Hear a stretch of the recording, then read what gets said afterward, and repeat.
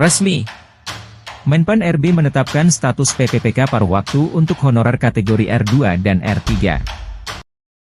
Menpan RB telah resmi menetapkan status P3K paruh waktu bagi honorer yang tidak memenuhi syarat untuk bisa lolos dalam seleksi PPPK tahap 1 kemarin. Honorer yang dinyatakan tidak lolos ini mendapatkan kode R2 dan R3 saja tanpa ada L.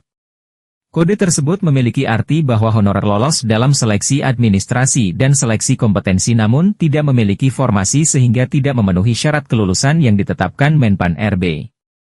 Adanya kode R2 dan R3 ini membuat honorer tersebut dialihkan menjadi P3K paruh waktu untuk saat ini. Penetapan status honorer menjadi P3K paruh waktu ini tentu membuat bingung. Banyak yang beranggapan bahwa P3K paruh waktu ini tidak dianggap jika dibandingkan dengan P3K penuh waktu.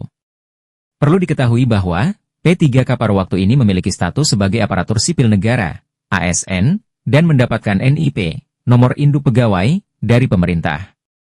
Beberapa keuntungan yang didapatkan honorer berkode R2 dan R3 yang diangkat menjadi P3K paruh waktu. 1. Mendapatkan status sebagai ASN, aparatur sipil negara, dan punya NIP, nomor induk pegawai, yang secara resmi telah menjadi pegawai pemerintah. 2. Jam kerja yang lebih fleksibel sehingga P3K paruh waktu bisa mempunyai pekerjaan lain di luar statusnya sebagai ASN. 3. Berhak mendapatkan THR, tunjangan hari raya, dan gaji ke-13. 4. Berhak mendapatkan jaminan pensiun dan hari tua. 5. Memiliki peluang besar untuk bisa diangkat atau dioptimalisasikan menjadi P3K penuh waktu melalui hasil evaluasi kinerja dan syarat administrasi yang dipenuhi.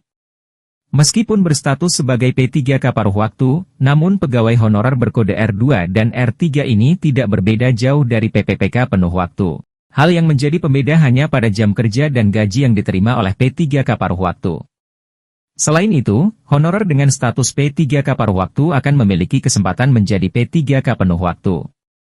Adapun proses dan mekanismenya akan dikembalikan kepada keputusan dan kebijakan masing-masing dari instansi pemerintahan.